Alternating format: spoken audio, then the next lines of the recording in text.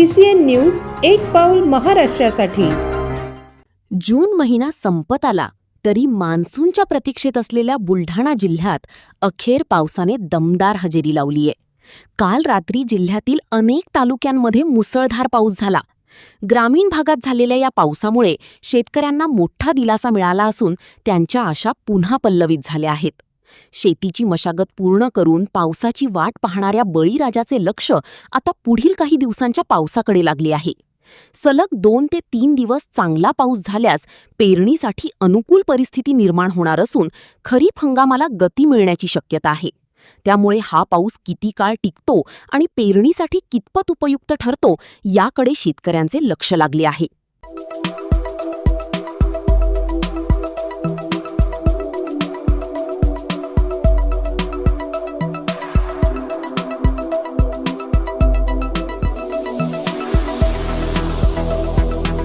तसेच आपल्या भागातील महत्त्वाच्या बातम्या पाहण्यासाठी CCN न्यूज डेस्क चॅनलला सबस्क्राइब करा आणि बेल आयकॉन प्रेस करा।